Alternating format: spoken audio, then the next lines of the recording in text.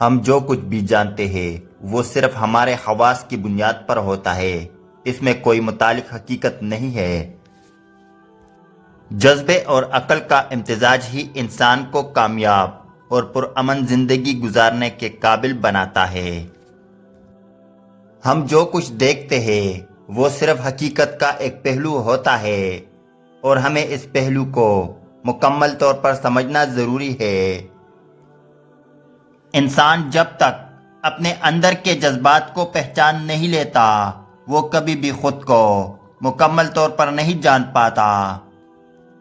کامیابی کا راستہ تب تک واضح نہیں ہوتا جب تک ہم اپنی حقیقت کو قبول نہ کریں اور اپنے جذبات کو سمجھیں۔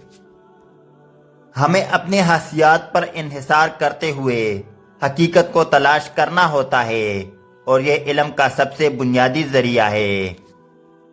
انسانی علم ہمیشہ محدود ہوتا ہے اور اس کی حقیقت ہمیشہ ہمارے تجربات کی حد تک ہوتی ہے۔ زندگی کا اصل مقصد علم حاصل کرنا اور اسے دوسروں کے فائدے کے لیے استعمال کرنا ہے۔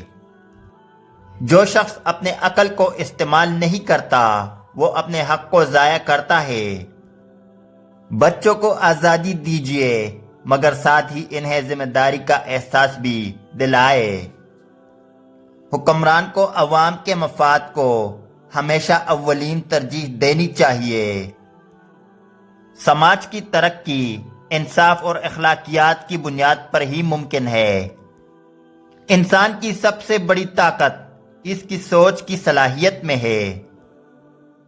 تعلیم کے بغیر آزادی صرف ایک خواب ہے کیونکہ علم ہی طاقت دیتا ہے۔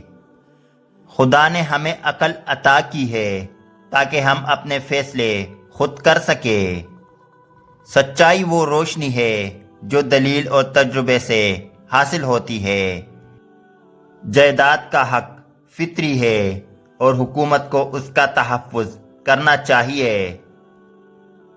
اختلاف رائے سماج کی صحت مندی کی علامت ہے جب تک اس میں احترام ہو۔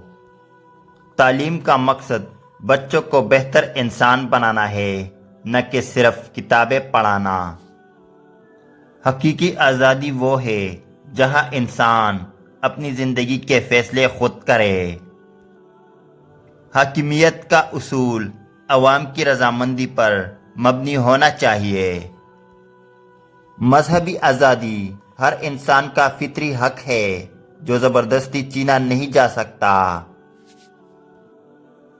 علم کا حقیقی مقصد انسان کی زندگی کو بہتر بنانا ہے۔